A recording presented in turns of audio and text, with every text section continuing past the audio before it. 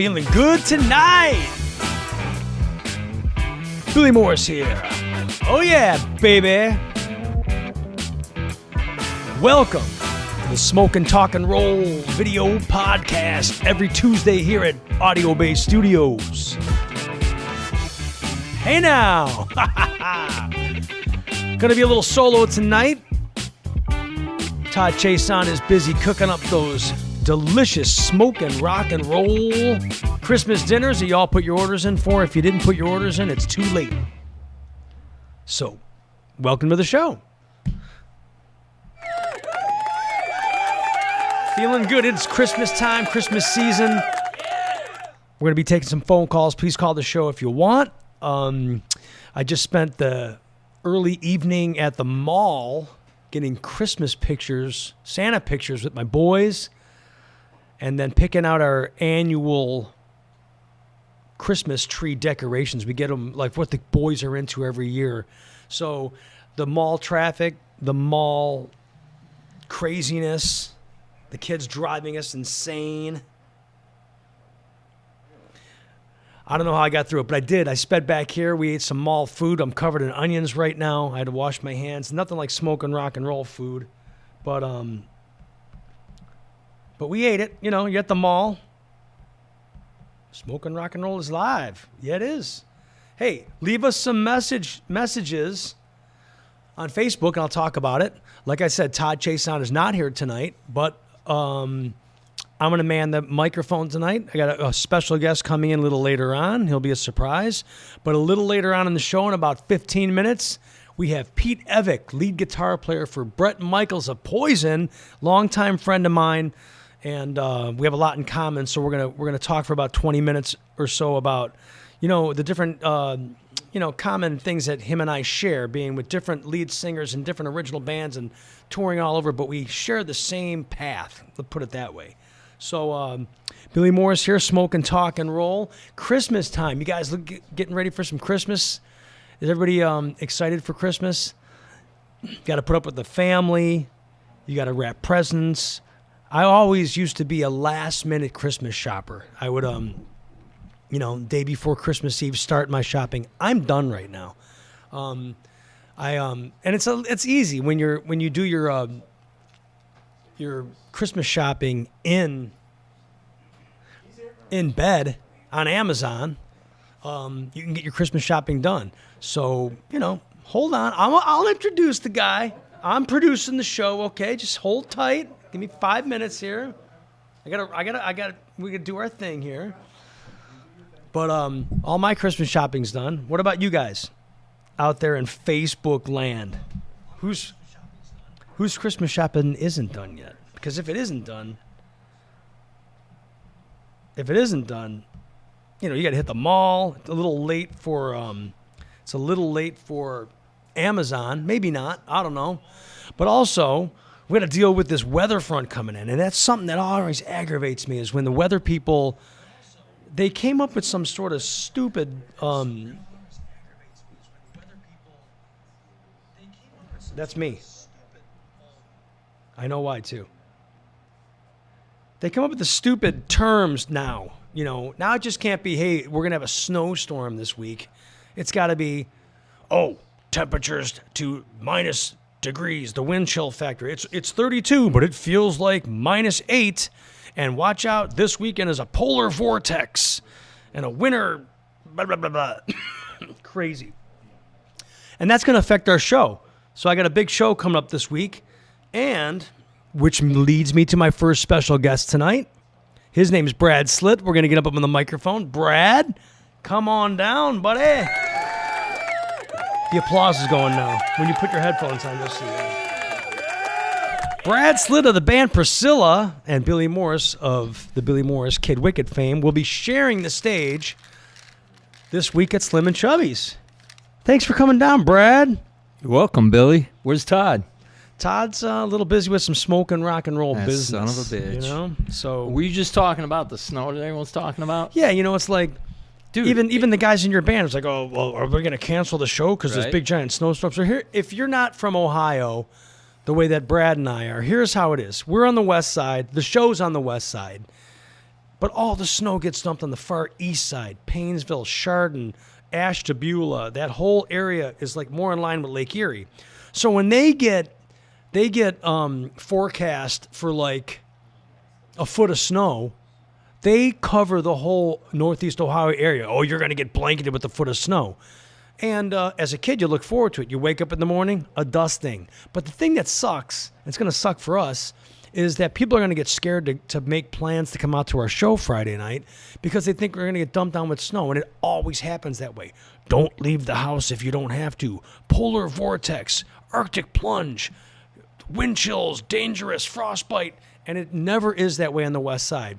So just to let you know, this Friday night, doors open around 6 o'clock. It's a night before Christmas Eve rock concert. Right. Nobody uses the term rock concert anymore. But they should, right? They should. They should. I know, right, concert. Dude? It's all like it's a club show because everyone's, I don't want to say degraded it. People are doing what they're doing. But it's all copy band stuff. It's like not really a concert when everyone's playing copy tunes. That's they're true. Playing Journey, whatever, Foreigner, whatever. Not putting Rick it down. Rick Springfield. I get it. No and hatred towards that. You're right. There's a place for that. There's people to do that. But what we're doing the last Friday shows, night, all these shows we've done, they've been concerts, man. Concerts. These people are losing their minds, and it's cool as shit to see that. We bring in a large sound system, big light show. We do it the right way. We've got 5 bands this week. Opening up the night at 7 p.m. will be Voltan, right? Yeah, Voltan. Voltan? Yeah. Voltan, yeah. The Vulture dude from Flash Gordon. Right on. Yeah. And then the second band is a good friend of mine, Dan. Their band's name's Adrenaline. And Verified. Karen Pingle for main auto receptionist. Soon. do I have to have this turned down? My phone turned down? Yeah. Okay. All right. Well, we're going to take a call. Just sent it. Yo, who's calling on the Smoke and Talk and Roll hotline? Oh, I know what to do. I have to do this every time. Hey, man, who's calling on the Smoke and Talk and Roll hotline? Yeah, Pete. Come on, Pete. Talk. Hey, it went dead on me. I'm sorry. That's you on you. So, hey, Pete, what's going on, buddy? Oh, not much. Just wanted to give you a call. Hey, what's up, Brad? What's going on, bro? How you doing? Hey, good, man, good. Hey, I just wanted to ask you, what do you think of this, the Rock and Roll Hall of Fame? I mean, they induct Lionel Richie, Eminem, but no Ted Nugent, no Peter Frampton. Tell me that they have no Eminem Billy in Morris. there. Tell me they have Eminem in there before Ted Nugent. Is that true? Yeah. Yes. Well, tell me they have. Blew my mind. Tell me they have Dolly Parton in there before Ted Nugent. Yes. And there's a long list of bands. There's a long list of bands that I feel need to be in. And the top of my list would be the band Boston. The first 2 records, right? Boston. And the technology that Tom Schultz brought to those records sound amazing. One of my favorite albums of all time. Actually, 2. Both Don't Look Back. What the Boston records do for me is I can put that on with headphones and close my eyes and go back to my youth. Absolutely, right? dude. And that's what good music does. You heard that every day, all day when we were growing up, Yeah. our era, man. I And hear that. It's just beautiful. It's great. And it doesn't get old. Sorry, Pete. Sorry to cut you off, man. But it just doesn't get old. No, it's okay. So my opinion on the Rock Hall. And Peter Frampton? Peter Frampton's not in the Rock Hall? Well, that just goes to show you how much I pay attention. Come on. Peter Frampton's not in the Rock Hall? Yeah. No. Well, you know what? You know what it is? It's a bunch of people that aren't musicians that don't really know the art, and it kind of is a parallel to a thing that I saw one time where Rolling Stone had a like top 100 guitar players of all time, and I think they put Kirk Hammett higher on the rankings than Eddie Van Halen. Really? Yeah. So it's like. Oh, come on. It's the people out there that they grab a pen, so they're going to write about rock and roll, and all of a sudden they're an expert. They get put on the panel for the Rock Hall, all of a sudden they're an expert. And maybe it's the Rock and Roll Hall of Fame of opinions, because it was their opinion to put Eminem in before Peter Frampton, to put Dolly Parton in before Ted Nugent.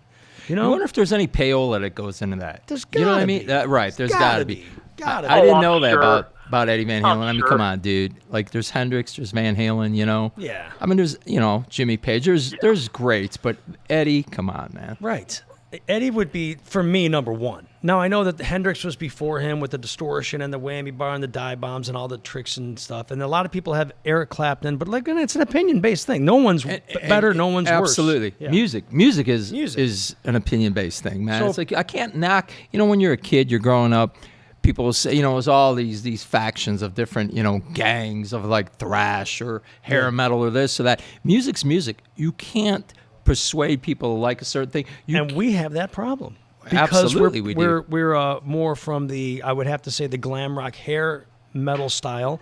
Some of the other rock bands locally don't care for us so much now, do they? They do not, man. I told you when Bill Peters put us on as headliners of the JCU Christmas show 3 years ago for his annual Christmas charity ball, he was getting hate mail, hate email, people calling in saying, you know, what the F you doing, We Bill? bring it. And like Bill didn't expect that. Yeah. We do bring it. We bring it. rock, dude. Speaking of bringing it, Pete, you coming Friday night? Yes, sir. I'm All off right. work. I'll be there. All right, Pete, we got to let you go. We got a special guest calling in a All right, second. man. But, Pete, thanks for supporting the show. Thanks for calling every week. And make sure you say hi to me I on love the show, Friday guys. night. I'm buying you a drink at Slim and Chubby's. All right? You got it, man. Rock You on, got it. Pete. Don't be Take afraid care, of guys. snow. It's Talk to Cleveland, you. man. You know that. All right, Pete. See you, man. Right. Bye. All right, man. He calls every week. He's a cool dude. I'm glad that he's a friend of the show. So before our first guest calls in, let's talk about the show. So we got Adrenaline going on second.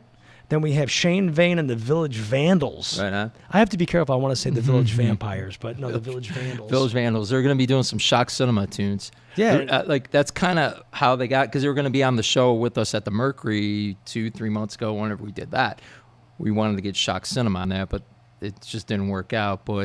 And we hit them up for this show.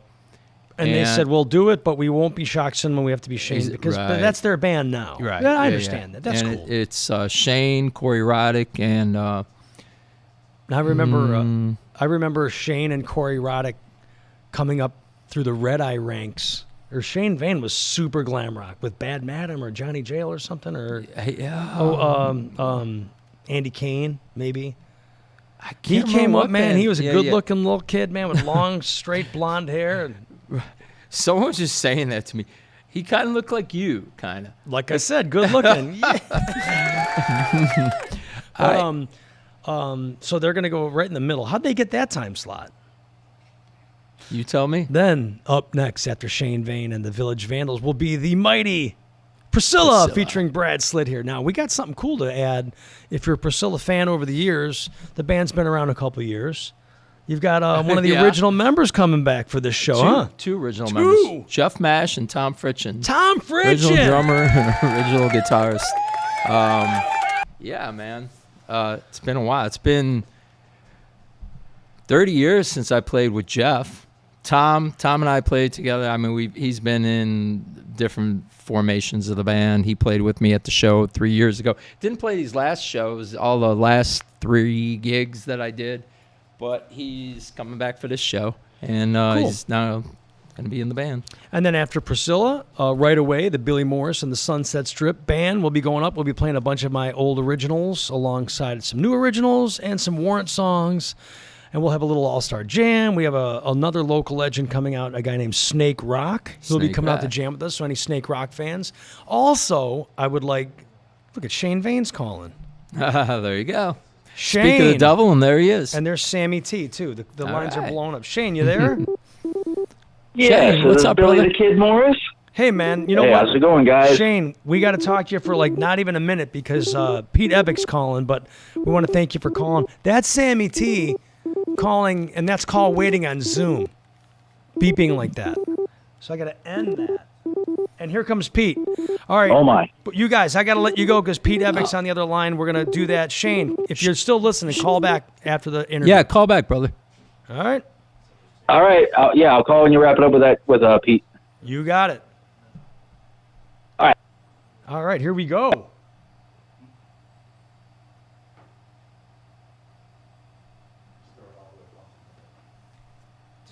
Did you guys get that? All right, here we go. All right, here we go.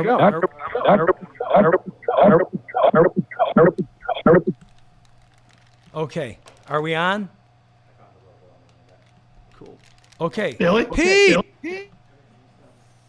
Can you hear me? Can you hear me now? You got reverb on this, Billy? Okay. So What's up? I think my phone has to be out of here. No, that's us. No, well, it's Yeah, my put it it's like my over here. phone. Henry. Yes. My phone is on the screen right now doing this. So it's connected to my phone. Why is your phone doing it? What's that? What's that? Pete, we're figuring out these technical difficulties. Oh, this is terrible. Pete! All right, now I can turn it up. Hello, Hello, Pete. I'm here. We got you, man. How are you, Billy? Doing good, man. Pete Evick. Some applause are going on right now. All right, Pete, I would like to introduce you to my very good friend, Brad Slitt. What's up, brother? How you doing, buddy? It's he's an a- honor to be here today. Man. He's a local legend from Cleveland, grizzly old veteran rocker like myself and like yourself as well, right? Veterans now, is that what we Veterans, yeah. are? So, I love it. man, thanks for calling in, man.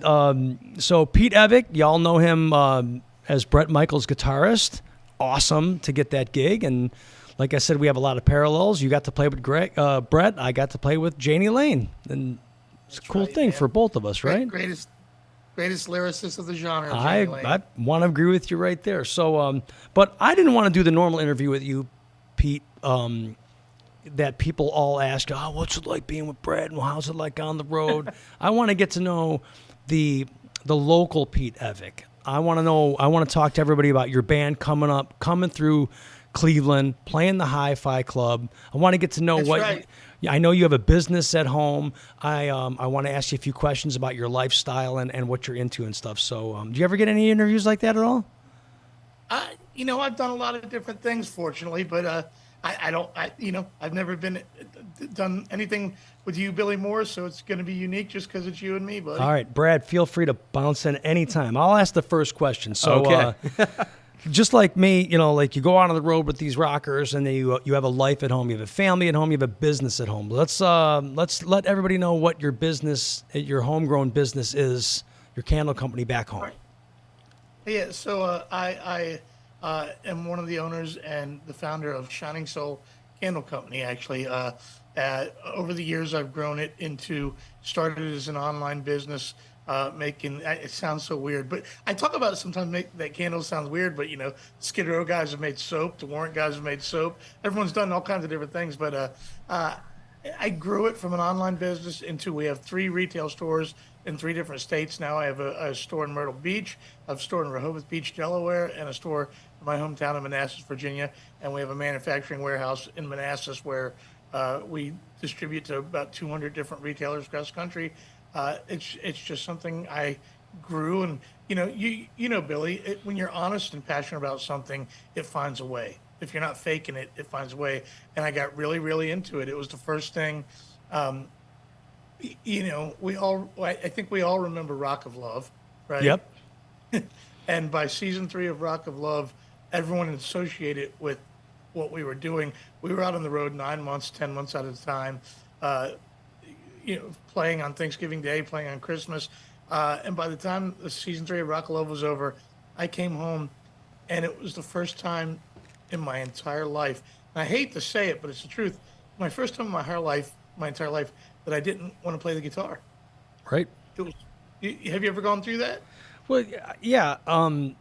Sometimes playing like 2 weeks worth of cover gigs at home, hauling PA and and then, hey, we got to get in the studio and write some songs. Like, I'm not touching that guitar. And Yeah, I'm for not you, touching- probably for like almost a whole year on the road, yeah, put that thing away, right? Yeah, and I'd never experienced that before, because before I was in Bret's band, I was a 7-night-a-week cover band guy. I've always been that guy, and I never felt the burnout that I felt during the Rock of Love stuff with the cameras in our face all the time, and life was just different. And I came home, and I was burnt, and I didn't. For the first of my life, I just wanted quiet, and I lit a candle one night, and I just kept staring at it, going, I've never had a hobby. I don't play any sports. I don't do anything but play guitar. There was never anything else. And for some reason, my brain just went, I wonder if I can make a candle. And like 3 days had gone by, and I hadn't showered or done anything coming off the road. I was just crashing my house, and I went into the hobby store. And I remember walking into the hobby store looking like death. You know what it looks like. Oh, yeah. If you, and I just remember all these mothers buying things for their kids for school projects, and they thought like I was like an alien Bigfoot walking through the store. You could just sense what is this guy doing in our little hobby store? And I asked a woman if they had candle supplies, and they pointed. It was like a sci-fi movie the way they pointed at me, like I was an alien walking through the store, and they pointed in my direction. I went and bought this kit, and I went home and I became obsessed with a lot of things. For instance, touring in bands like we tour, you're in the Midwest a lot, right? So I guess it's really interesting where you're from. Do you consider you the Midwest? They do consider it the Midwest, but I don't know. This is We've the Midwest? always been the Midwest. We've always been the That's what Midwest, they call yeah. us, yeah. To me, you guys, I still feel like you guys should be the East Coast. I feel the same way, because Midwest would be more like Nebraska. And Yeah. But I guess my we're the point was- outskirts of it. Right.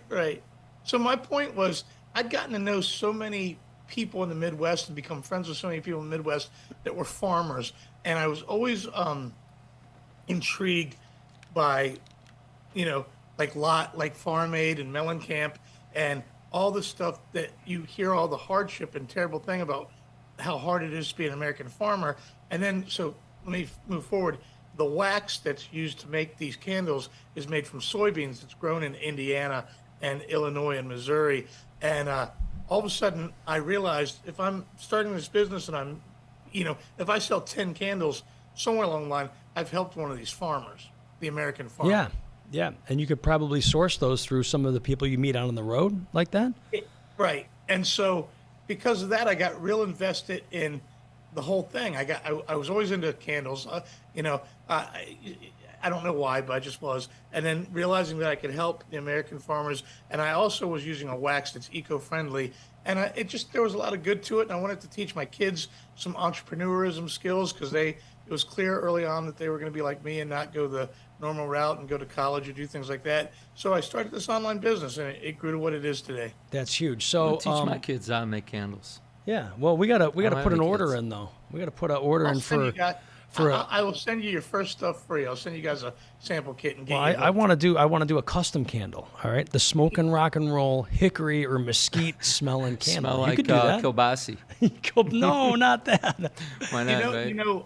First of all, I've done Kiss licensing. I've licensed Def Leppard, Aerosmith. I do a Twisted Sister candle. I do a Warrant candle. I've done a Debbie Gibson candle. I've done a Striper candle. I've done custom licensed candles for all these different people. Billy, if you're serious about it, Oh, we're gonna do it because this is the year we're gonna start out. Doing some barbecue sauces. Yeah. Last week we had Tim the Ripper Owens on, and he used to own a wing restaurant, Ripper Owens Tap House. And a couple of years ago, I said, "Hey, man, I want to put some of your barbecue sauce out." He goes, I got somebody working on that. Well, you know how that is. It never happened. Now he's like, "You make it happen, we'll make it happen." So let's talk about that down the road. We'll do a smoking rock and roll hickory or mesquite flavored candle. I'm in. Flavored I'm ready. or scented? Scented. Yeah. Or you can eat it. Yeah. I think I ate candles when I was a kid. I remember being at a candle shop once, and they literally had like a 2x4 smelling candle. There's some. I have Really? You do have that? Well, I've been requested over. This is my 10th year doing this now, believe it or not. That shows you how old Rock of Love is, just to give you how the time has gone by. But we've had some incredible requests. I've done black powder candles. I've done racing fuel candles. I've done plywood and 2x4.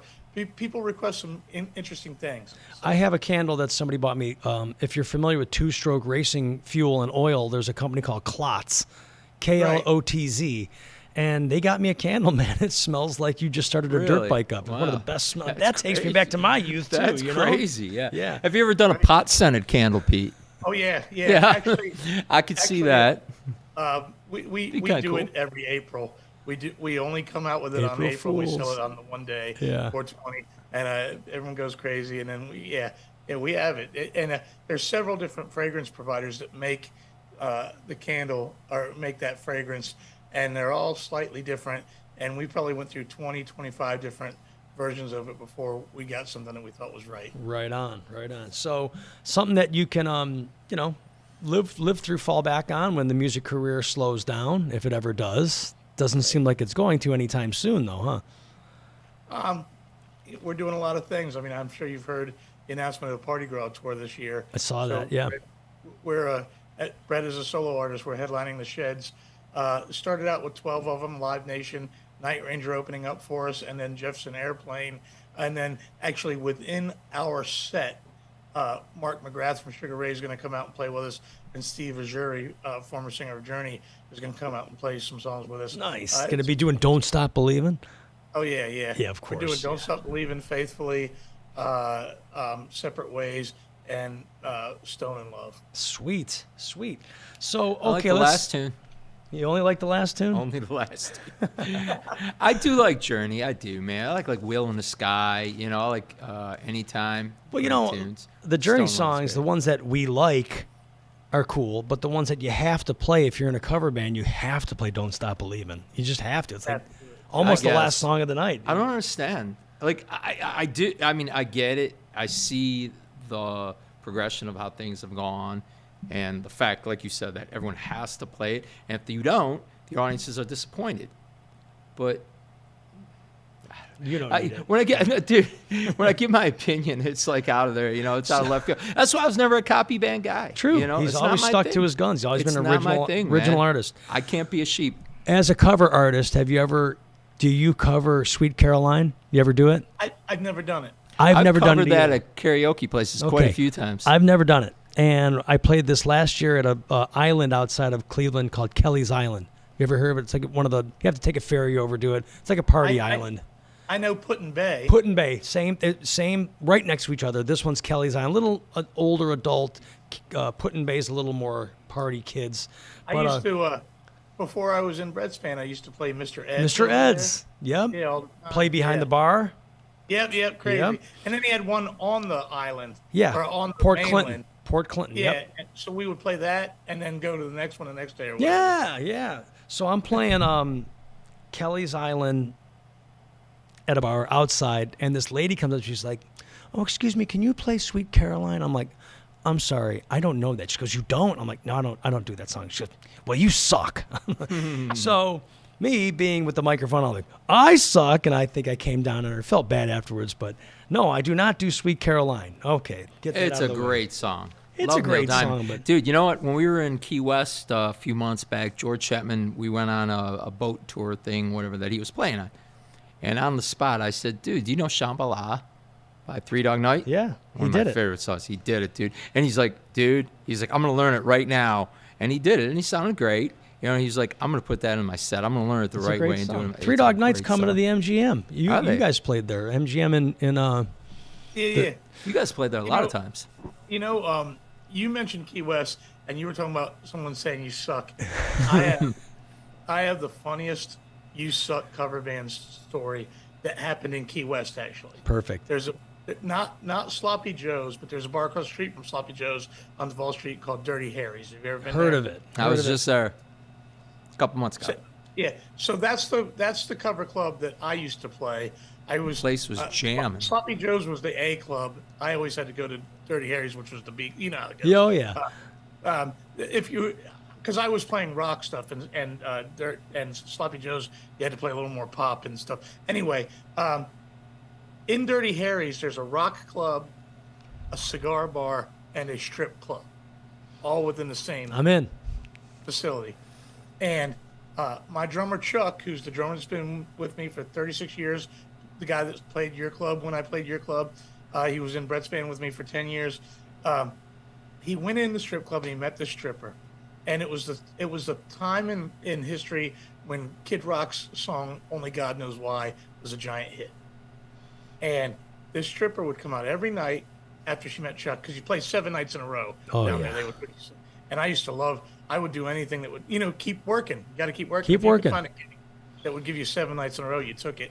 And she would come out every night and put $100 in our tip jar and ask for it. Only God knows why. And to be completely honest with you, I was very unprofessional about it. The song was so long; it had 4 verses. that never changes. You know how this goes, Billy.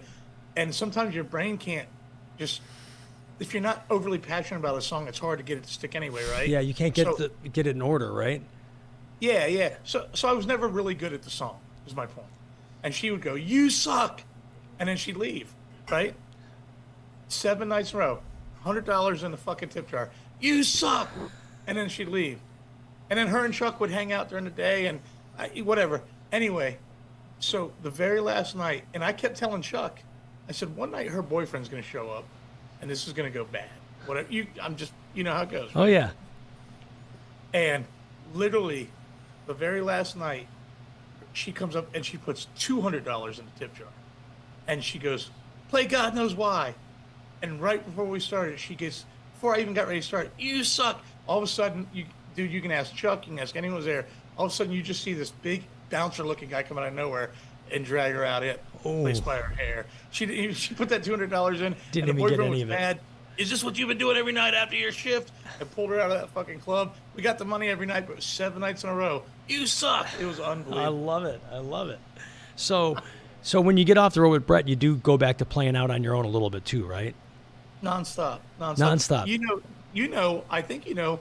We have a mutual good friend, Chad Stewart from Faster Pussy. Yeah, I saw that. Yeah. Me and Chad just spent every Thursday, Friday, and Saturday the last 3 weeks out on the road, just me and him doing an acoustic set. And then I play locally. I do acoustic shows. I've really enjoyed doing the acoustic stuff the last year. And then my band Evick, the same exact band that played at your club Yeah. Hi-Fi all those years ago, we still play. You ever make another road trip out to Cleveland? You got to join us for a rock concert. A rock concert. I would be glad to. If you're inviting me, man, I would give anything to. You're invited. You're walk back invited. into it. You know what? It is cool because there's something about playing Blossoms, playing the sheds, and doing all that, but then getting back on the smaller stages and clubs with the people right in your faces and doing it the way that we used to do it as well. There's something about that as well. You know, Billy. I'll tell you. It's a dream to get the gig I got. I mean, Absolutely.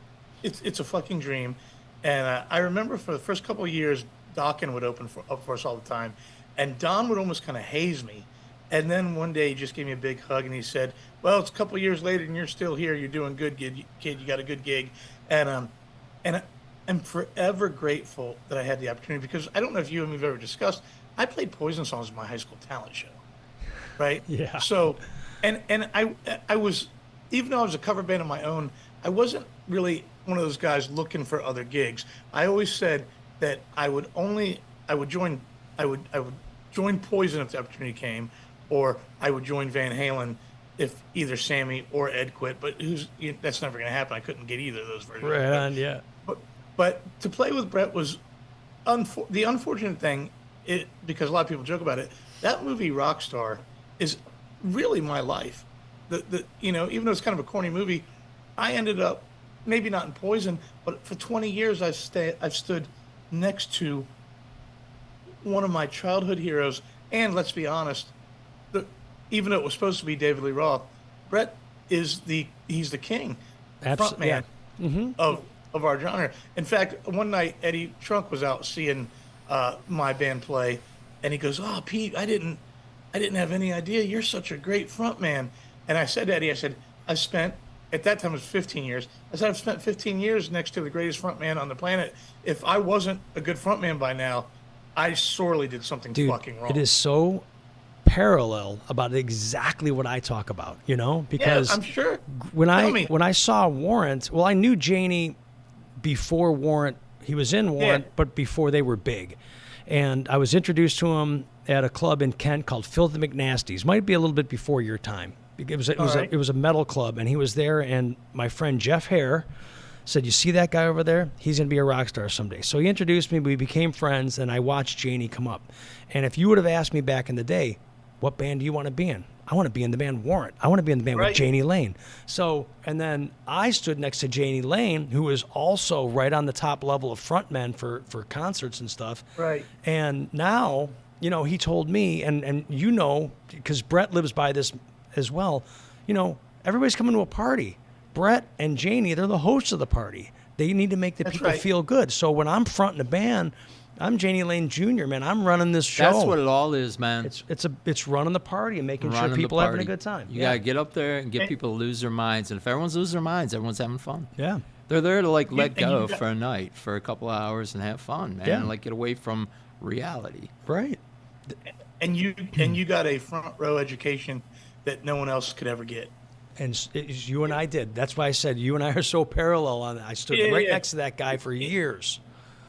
So my point to my story was, I've gotten to do these amazing things with Bret. Because of who he is, and he's constantly reinventing himself. I've played at the Playboy Mansion. I played for 125,000 people under the arch of the St. Louis Arch.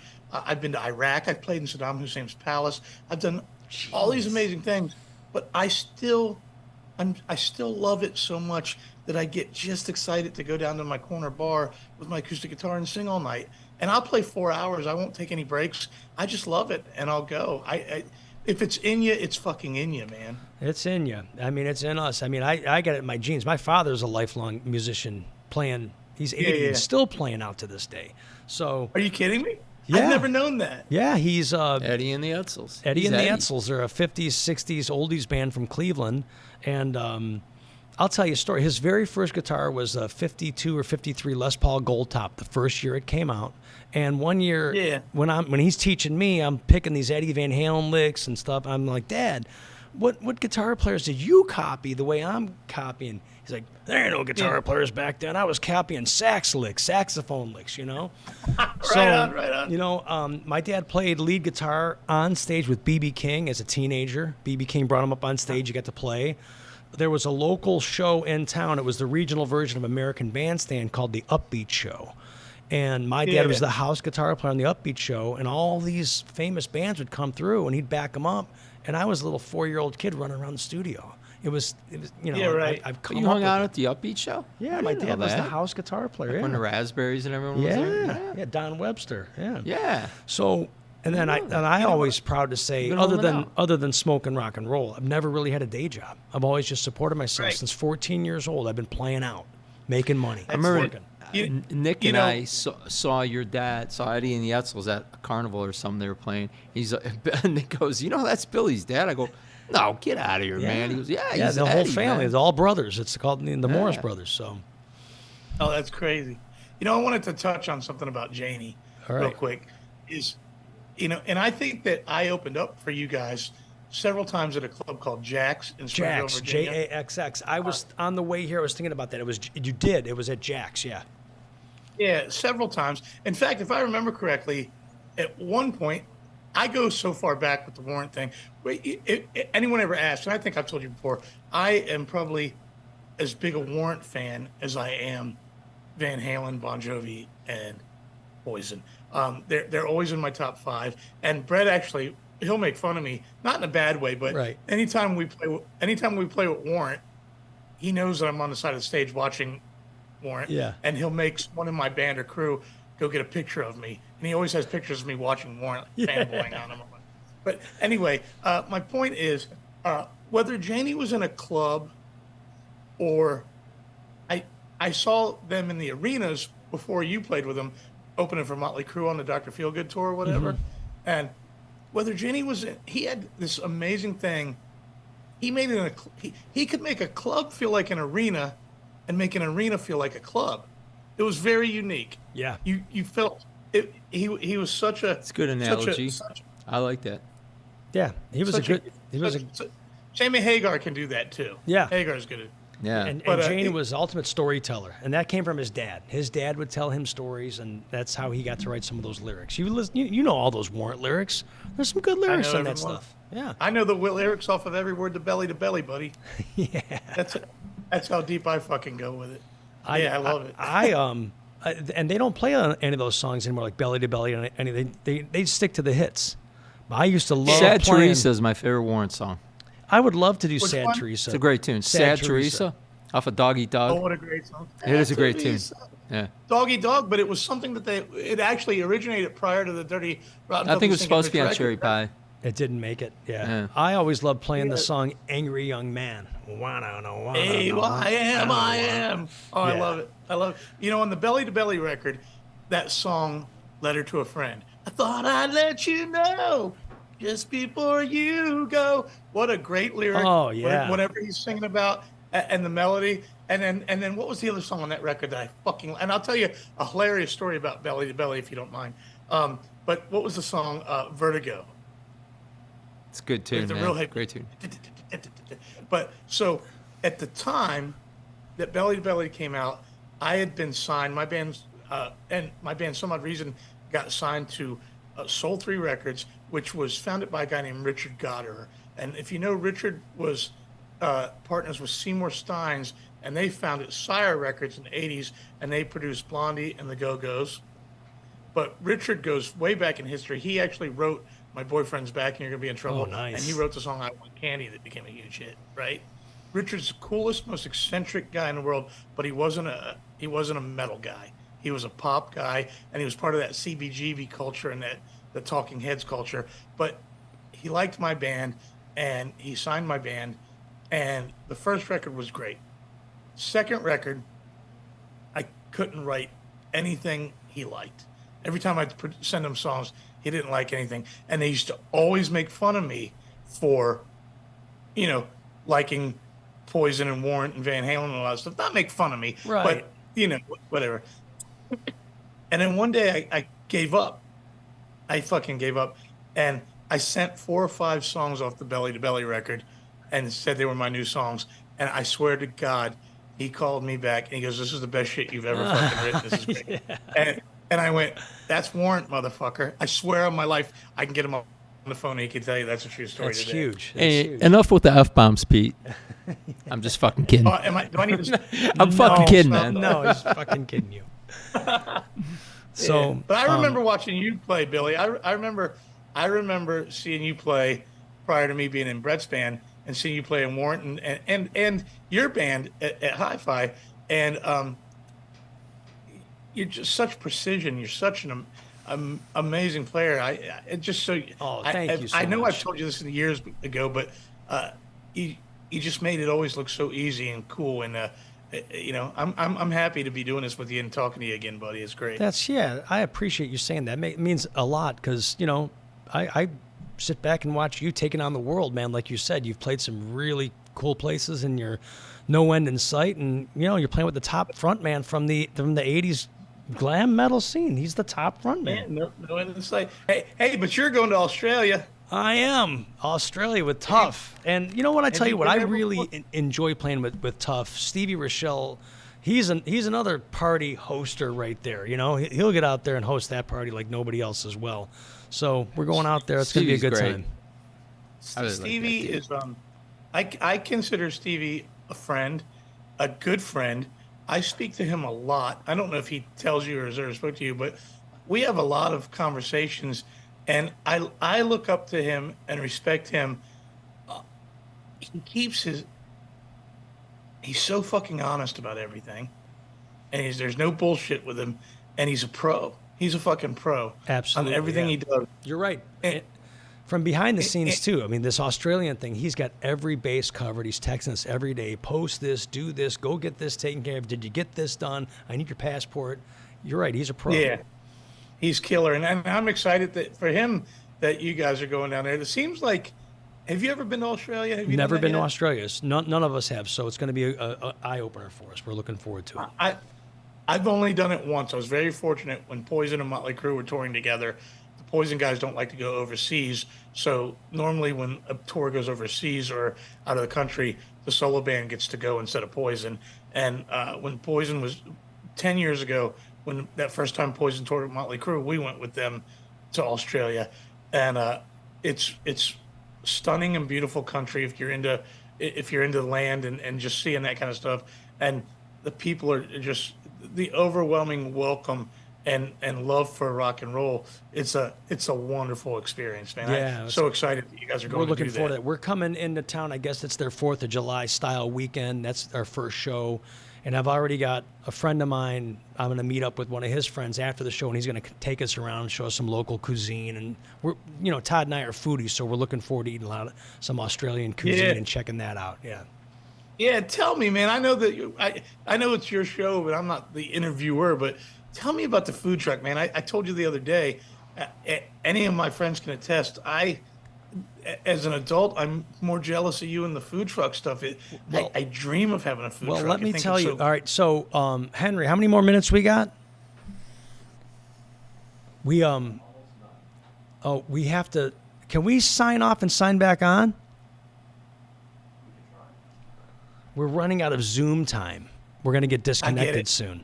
But real quick, I'll tell you, same parallel when you decided you were into making the candles. One night I came home from a gig at my mom's house, and I'm smoking some food under the stars. I'm kind of like this smoking thing.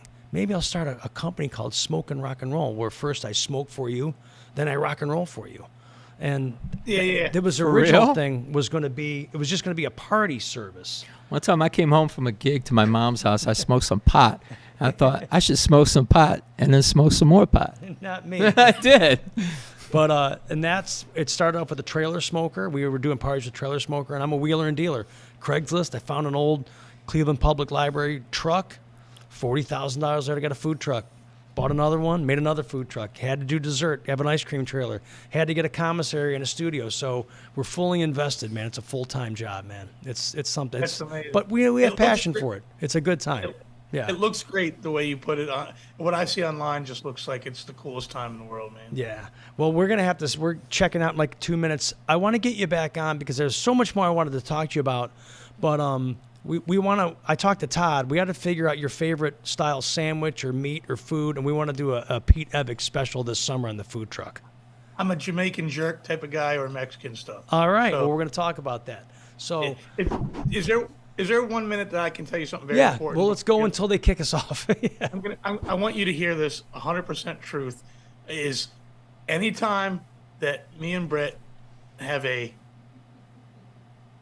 whether we're joking or it's a heated moment where he's going to fire me or I'm going to quit, it's always, I will text him your number and I'll go, just fucking call Billy. Or if he's mad at me, he'll go, give me Billy's number. And that's our joke. I want you to know. I love that. That means so much to me. That's huge, man. Well, yeah, it's always just yesterday, me and him were talking about something. And I said, man, something happened. And I said, we were joking, no fight. But I was like, I'm going to quit this band. He goes, just get me Billy's number before you go. I love it. We'll leave it with that, man. Pete, it was great having you on the show tonight. We're going to do it again real soon. We didn't even scratch the surface, man. We yeah, have man. so much more to talk about. What an honor, though. Thank you, guys, man. Thank you Anytime too, I Pete. can come back. You got it, man. Pete Evick, give it up for him. Yeah. Peace out, Pete. Pete, we'll talk to you real soon, man. I'll call you back. You got it. All right. Pete Evick, huge. All right, so how do we hang up now? There it goes. Dude, that was huge, man. You hear that?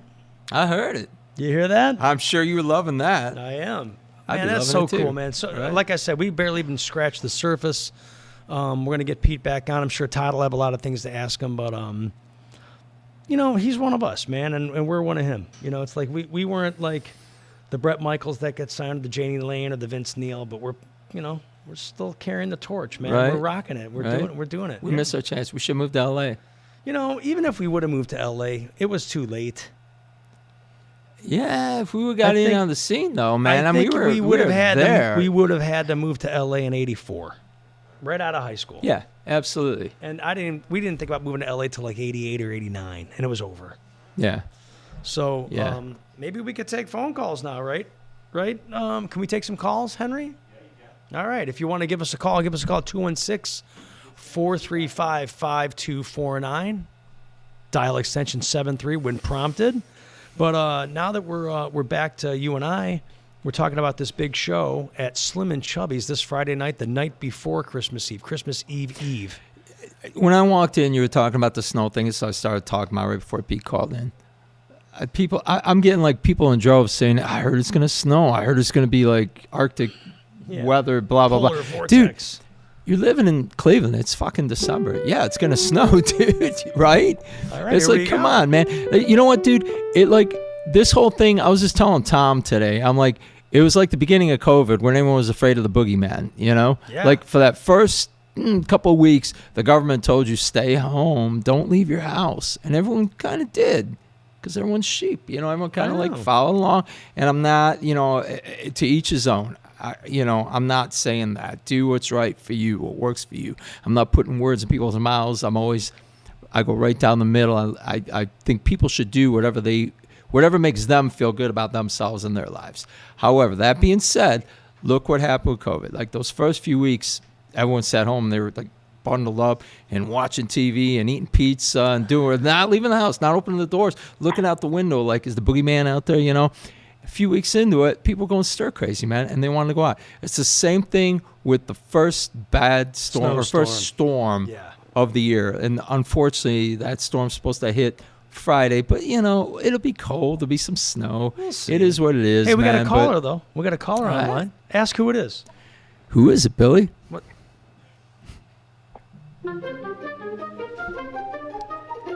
Well, hold on a second. What's that? Hello, is this Billy? Yeah. Is this Billy?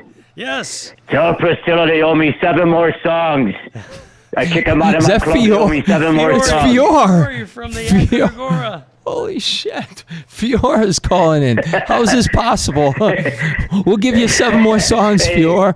Dude, we had a riot at the Akron Agora one time. We just come home from a tour, and like just because of the Fior thing. And this guy had a shirt right in front of the stage. We had this like 3-tiered stage thing that we took out.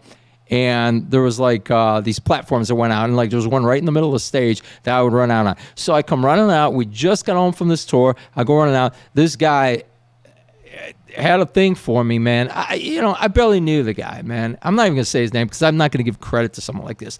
But you know, his ex-girlfriend or something had liked me at some time.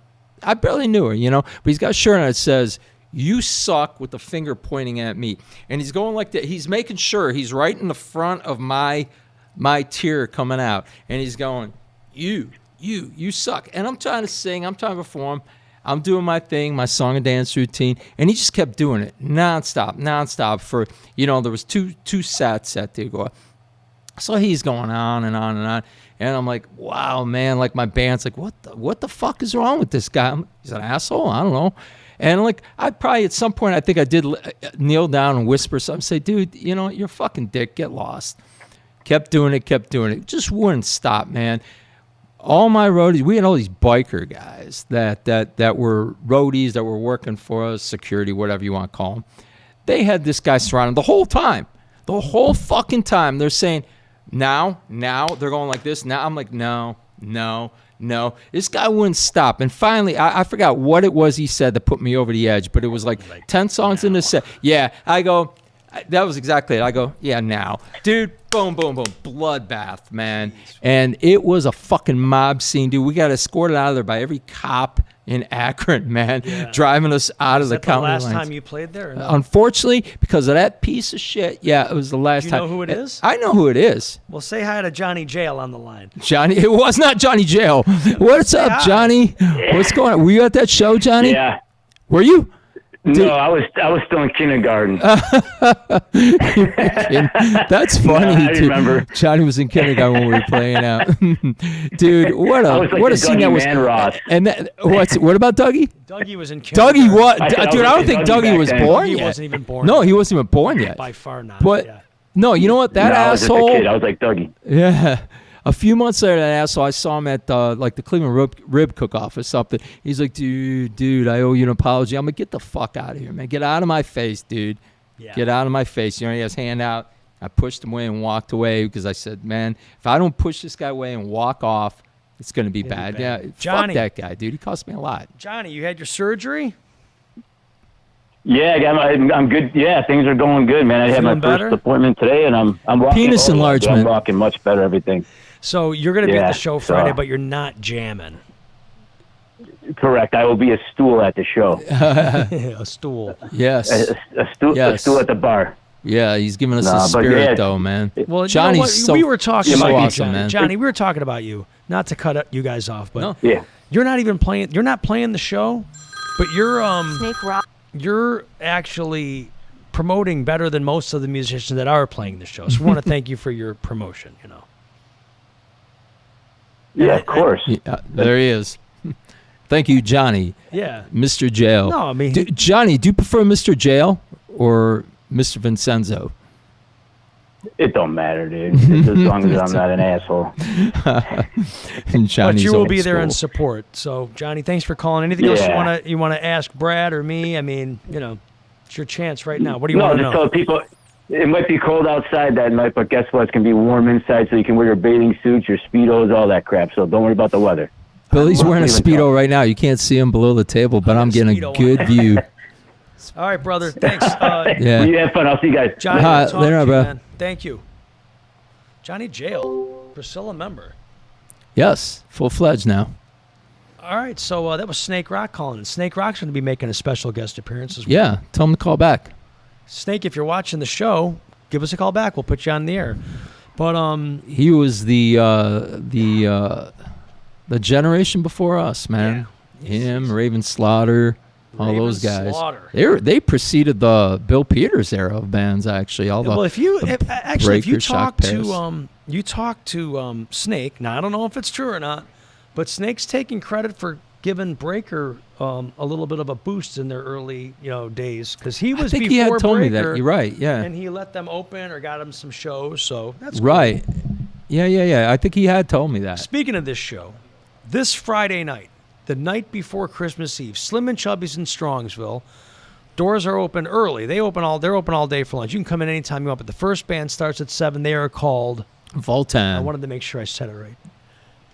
Keep talking. God Someone bless you, sneezed. my son. I have to be careful sneezing. I fell off a ladder. I have broken ribs in my back, and it really. You guys ever sneeze when you have a broken rib? I have. Oh my! I broke my ribs too many Main times, auto man. Receptionist. Shane Zoom Vane. Phone +1. Shane. Shane Vane. I can't stand this. Is he on? He was. Dropping like flies. Hold on. Shane Vane? Shane Vane, you're live. Let's talk. I can't stand this Zoom thing. I'm going to throw this Zoom thing out there. We're done with Zoom. Terrible. Keep talking, Brad. I'll figure it out. Can't stand it. Done. Yeah. Done. Zoom's done. Yeah. Wow. I wonder if I can call Shane Vane back on my phone. You've seen the breakdown. Shane, are you there? Shane Vane, are you there? Can you hear me? Yeah, we can hear you now. Sucks.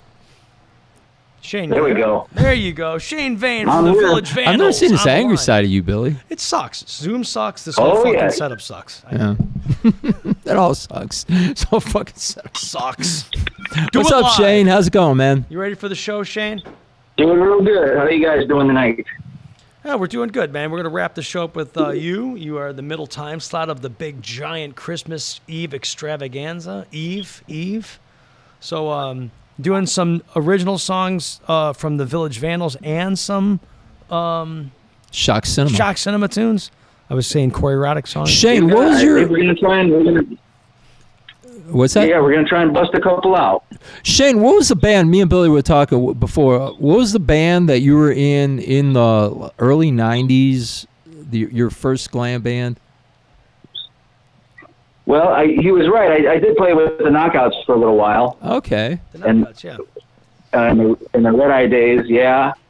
And then That was a good band. yeah, I had a good time with that band.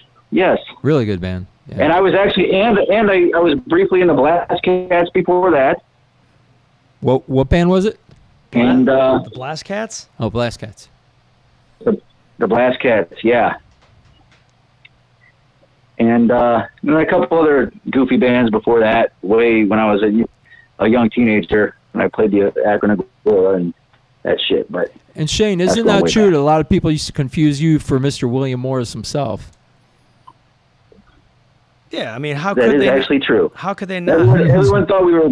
Yeah. Everyone thought we were related or cousins or brothers or something or other. Two good-looking, young, blonde, long-haired blonde guys. How could they not mistaken for each other? You know. I think that's the first time Yeah, I met him. I think yeah, I said, "Man, you look like Billy." Yeah, it's like we were the Northeast Ohio version of Nelson. Yeah, I'll take that all day long. So, Shane, before we say goodnight here, let everybody know what your band's going to bring to the stage, what style of rock you guys do, what you're bringing that night, what we can expect from Shane Vane and the Village Vandals. We're gonna bring the Rockahonka Tonka Punka Metal Billy, and Is that a genre that Cover you're? over. Is that your own genre? that is our genre. Rockahonka Tonka Punka Metal Billy. Well, last story before I say goodbye, but I got to tell Brad this, and you know this story because you were involved. I'm a very large motorcycle fan, and I go down to bike. I used to go down to Bike Week every year, and I would go down with one of my heroes. His name's John Penton. The guy at that time was about 87 years old, and we're walking down one of the streets for Bike Week in Daytona, and this band is up on stage, bringing it, and it was Shane Vane. What was the name of the band at that point, Shane? That was the Living Dead, The a Living band out of Dead. Denver that I toured with for a number of years. I do yeah. remember that. Yeah, I so remember when you were in there. It was like I- MySpace days. I walked up and I waved and said hi, and they're like, "Hey, it's Billy Morris in the house." And so I'm walking with my motorcycle hero, and he's like, "Oh my God, Billy Morris, you're famous. Everybody knows you." I'm like, "Thank you, Shane Vane, for that one opportunity to impress my hero." right. I'm glad it worked out for you. So Shane, is this going to be a bang banging time on Friday night or what? I think it's going to be. I'm looking real forward to it. I know we all are. And So who's in your band now? You, Corey, Roddick, and who else? it's me, Corey Roddick, also Shock Cinema, as some may know. Right. I've Joey Cash, also on guitar, who I played in a band with called Johnny the Alley Cash? Casters Jay back in the Cash. 2000s. Yeah, Joey Cash. Okay. And our drummer Suk Suzuki. All right. Suk And Suzuki.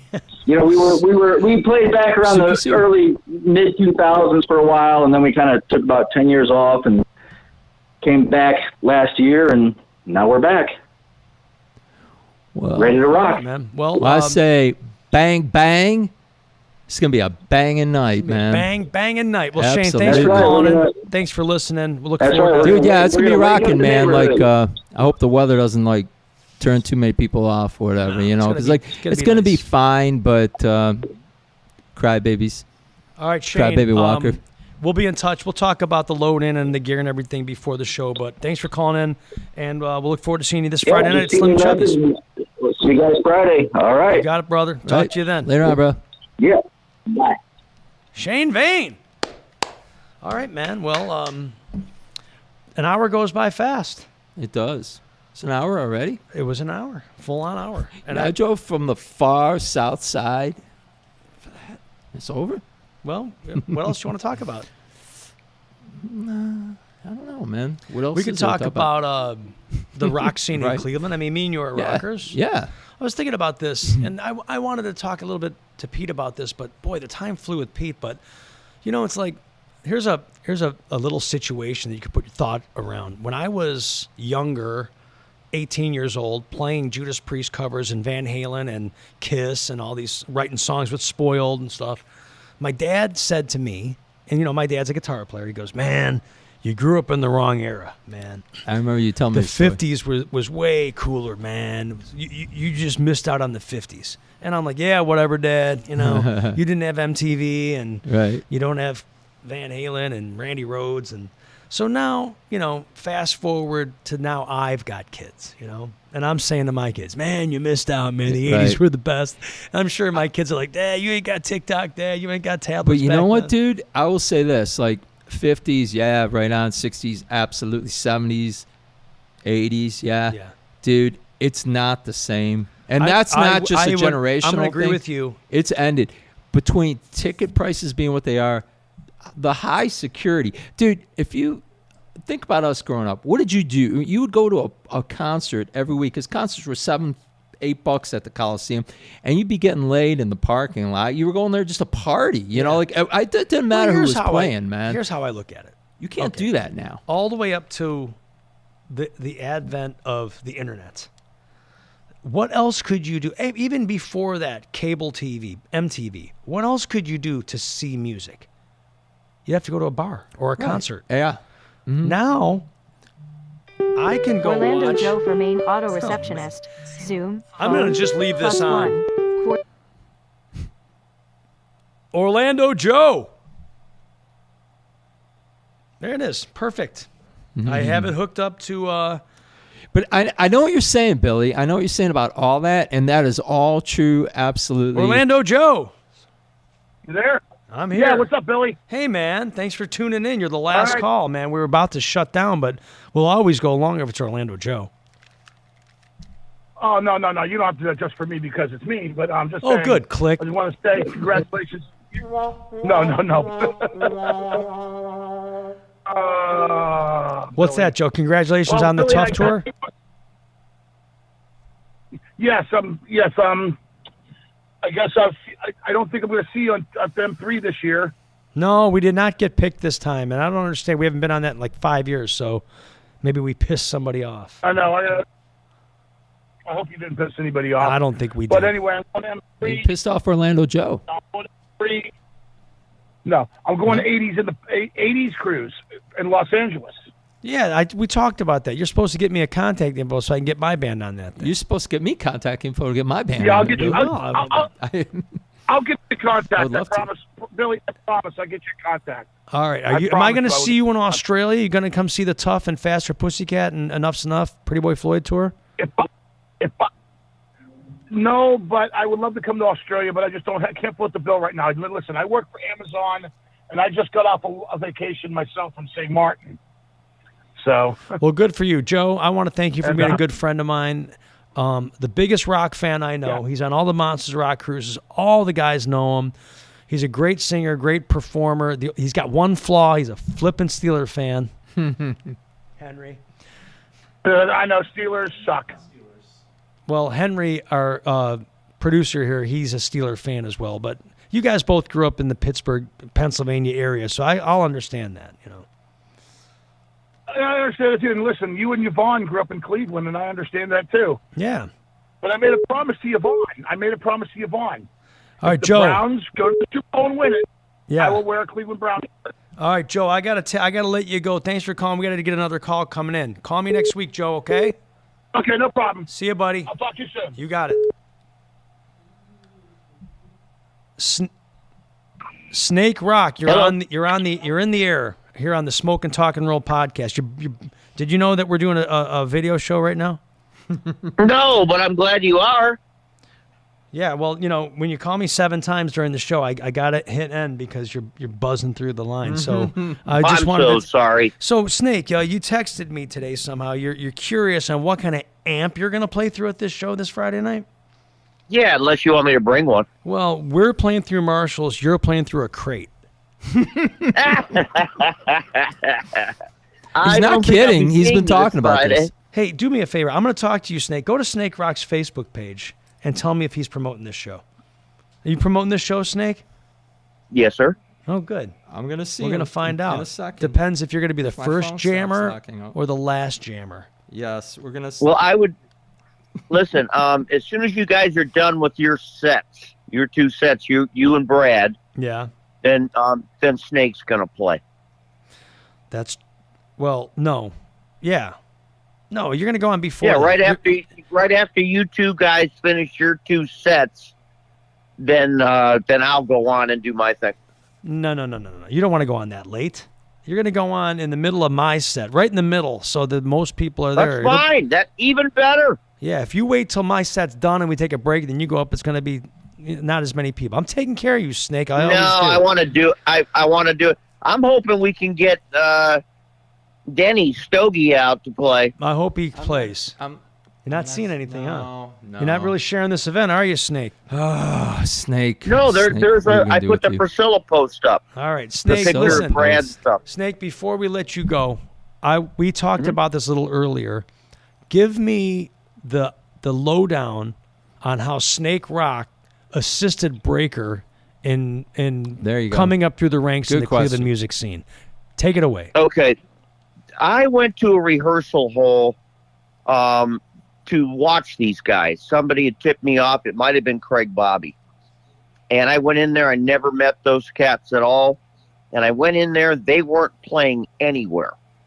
So what I did was I started putting them on every show that I did. And I would tell the club owner, look, if you want Snake, you got to have Breaker. And they weren't making a lot of money, but they were making headway because I turned them on to WMMS. I gave them a coffee break concert. I took them to Columbus. I mean, I'm talking a lot of shows. I did a lot of stuff for those Was that guys. the original band with Jim Haymar, Don DePue, and the Klein brothers? Yes, it was. Yeah. And Ian Shipley? Yes, Ian Shipley. That was like before Bill Peters got a hold of them? It was, yes, Around this just barely, but yes, it was. Yeah. So, Metallica, the Metallica concert, the 83 concert, was their big break, man. Metallica Yeah, when Breaker? they opened up Where for was that? It was Metallica. the The Old Agora. The Old Agora? Yep, and it was a blizzard. It was dude. It was this time of year, and it was a blizzard. And it white was sold out. Sold out. They expected the advanced ticket sales were really weak, and Metallica was really nervous. They were supposed to be at the Pop Shop downstairs. They switched it to upstairs because I just found this out on Bill Peters' page the other day. He was posting about this. It got switched from the Pop Shop to the upstairs because they couldn't fit their Marshall stacks into the Pop Shop. The ceilings were too low. So they had to switch upstairs, but the ticket sales were so poor, they thought it was going to be a wash, man. They thought there was going to be like And all of a sudden, 100 people. capacity. Beyond capacity, and the audience was losing their minds. It was one of their favorite shows ever, Metallica's favorite shows ever. Nice. Same thing I happened got at a Rat. funny antidote The here. Rat. I want to share with you guys. Wait, sorry to interrupt you, Bill, real quick. You're going to like this one. I was at that Rat show. At the Out of the Cellar at the Agora. Rat and Heavy remember- petting. I was just going to say, Absolutely. you remember the Dude, wait, Heavy Petting? Again, no advance ticket sales. Stephen Piercy was losing his mind. Me and my buddies, Ron Vagaski and Dave Zwolnick, we're out. We got there early for sound check. We're drinking beers with Stephen Piercy. It was funny. Stephen Piercy drank all our beers, man. All our like import beers. We were like 18-year-old kids, and he was so bummed. He's like, "You and me and me and you, we're gonna be friends forever. We're never gonna forget you guys." Nice. Wait, listen. It gets better. We're never gonna forget you, man. You guys are what rock and roll is all about. We're like, yeah. You know, we're kids. We're like, yeah, because there was no one there. Dude, all of a sudden, people start filing in. Again, walk-up. Man, Agora was big for walk-up during this era. Place was jam-packed beyond belief. Rat kicked ass. Chicks all over Rat. We go back. He gave us backstage passes, beforehand. We go backstage. Steve, great show. Who the fuck are you guys? I'm not kidding you, dude. It changed that quick. It's Hey, like, Steven, I what wanna happened? tell you Thought guys we were friends for life, bro. Hey, let me butt in here real quick. One time we were playing at the Pop Shop, which was once called The Mistake. And U2 was playing upstairs, okay? Snake Rock had about 125 people. U2 had 20 people. Nobody knew who they were. Wow. They came down and watched Snake. Mhm. Nice. All right, Snake. We got to Yeah. tune off here, man. Thanks for calling. You excited I about love you Friday guys. night, I'll Snake? see you You You excited? betcha. I'll be there. Absolutely. All right, Snake. Don't call me tonight. All right. Let's talk tomorrow morning. Call me when you wake Don't up. call us. We'll call you. Give me a cool tomorrow. All right. You guys kick ass. I'll see you Friday. All right. Bye, Snake. Later on, Bye-bye Snake. now. All right. That is going to wrap it up. Thanks for coming down, Brad. Thank you for having me, Billy. So once fun, again, we didn't even mention this also. It's a Coats for Kids event. Please bring a new or slightly used clean coat down. Help out the kids. What a good way to do a Coats for Kids if it's going to be a snowstorm. You know what? Doing these shows like for charity is the best thing. Like, the money, whatever. Right. You know what I mean? I It's agree not with you. about that, dude. But like, give back. We're doing what we love, And if you could help people out, help out the unfortunate, whether it's kids, what it's all animals, or about. whatever. Yeah, And it we're really going to is, continue man. to do more in the future as well. Yes. All right, for Brad Slitt, Billy Morris, my partner Todd Chason, who's not here with us tonight. Where is Todd? He's got some smoke and rock and roll business. It's the Christmas holidays. He's busy. Oh, okay. We got a lot of things going on. All right. Miss you, Todd. For Sean and Henry, there. Wanted to give you a big hug. And all right, man. Big shout out to Voltan, the dudes from Voltan. Adrenaline. Shane Vane. And the Village Vandals. Priscilla. And the Billy Morris Band. Is it? What is it? Right. That's you know where that's going. Billy Morris and the Sunset Strip. The last thing. And we will say goodnight. When I put my record out on High Vol Music about 3 or 4 years ago, the owner, who recently passed away, God rest his soul, said, I like Billy Morris and the Sunset Strip. It reminds me of Tom Petty and the Heartbreakers. That's the only reason we did it that way. I like that. And it's cool. So I guess that's who I am now. Billy Morris and the Sunset Strip. We're going to be playing some Kid Wicked songs, some original songs, some Warrant songs, some party songs.